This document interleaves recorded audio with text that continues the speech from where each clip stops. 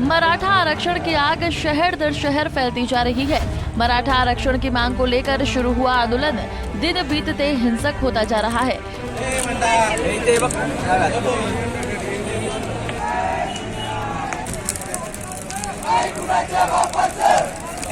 इस आंदोलन की मांग राज्य के मराठवाड़ा इलाके के 8 जिलों में फैल गया है। इसके अलावा पुणे, अहमदनगर में भी प्रदर्शन हो रहे हैं। मुंबई पुणे एक्सप्रेस पर 6 किलोमीटर जाम लग गया। शहरों में आगजनी की घटनाएं सामने आ रही हैं। अब इस आंदोलन पर सरकार भी कहीं न कहीं घिरती नजर आ रही है। आंदोलन को उग्र होता देख कल महाराष्ट्र सरकार ने सर्वदलीय बैठक बुलाई।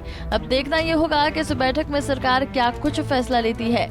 इस आंदोलन से सबसे ज्यादा प्रभावित बीड़ शहर के बाद उस्मानाबाद में भी प्रशासन ने कर्फ्यू लगा दिया। बीड़ में इंटरनेशनल सेवा को भी बंद कर दिया गया है। इस हिंसा पर बीड़ के कलेक्टर ने क्या कुछ कहा, सुनिए।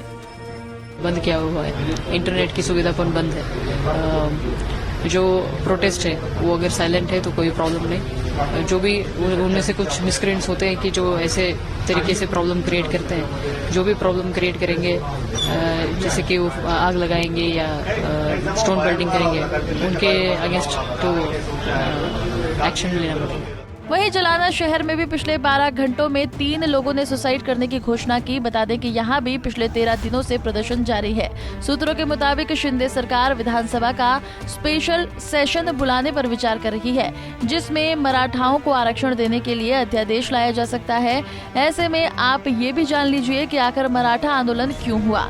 दरअसल महाराष्ट्र में मराठा समुदाय के लिए आरक्षण की मांग लंबे समय से चली आ रही थी, लेकिन साल 2021 में इसको हवा मिली जब सुप्रीम कोर्ट ने इसे असंवैधानिक करार दिया, जिसके चलते 30 नवंबर 2018 को महाराष्ट्र सरकार ने राज्य विधानसभा में मराठा आरक्षण बिल पास किया। इसके तहत राज्य की सरकारी नौकरियों और शैक्षणिक संस्थानों में मराठाओं को 16% आरक्षण देने का प्रावधान किया गया। इस बिल के खिलाफ मेडिकल छात्र बॉम्बे हाई कोर्ट चले गए। हाई कोर्ट ने आरक्षण को रद्द तो नहीं किया, लेकिन 17 जून 2019 को अपने इस फैसले में इसे घटाकर शिक्षण संस्थानों में 12% और सरकारी नौकरियों में 13% कर दिया। 5 मई 2021 को सुप्रीम कोर्ट ने मराठा समुदाय के लिए सरकारी नौकरियां और शैक्षणिक संस्थानों में आरक्षण को संवैधानिक बताते हुए रद्द कर दिया। शीर्ष अदालत ने कहा कि इसे लागू करने से 50% की सीमा का उल्लंघन होता है। 50% सीमा पर पुनर्विचार करने की जरूरत नहीं है। अब महाराष्ट्र में आरक्षण की मौजूदा स्थिति को देखा जाए, अनुसूचित जाति 15%, अनुसूचित जनजाति 7.5%, अन्य पिछड़ा वर्ग 27%, अन्य 2.5% और कुल 52%। गुस्साए मराठा प्रदर्शनकारी अब विधायक के आवासों, दफ्तरों और व्यवसायों को निशाना बना रहे हैं।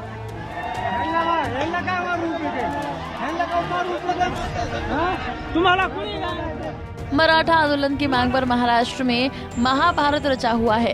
हिंसा के बीच बीजेपी के 2 विधायकों ने मराठा आरक्षण के पक्ष में इस्तीफा तक दे दिया है। इस आंदोलन की मांग को लेकर अब तक कई लोग अपनी जान भी गंवा चुके हैं। लिहाजा अब देखना ये होगा कि मराठा आरक्षण की मांग की आंच कहां तक पहुंचती है। Bureau report, Punjab Kesari TV.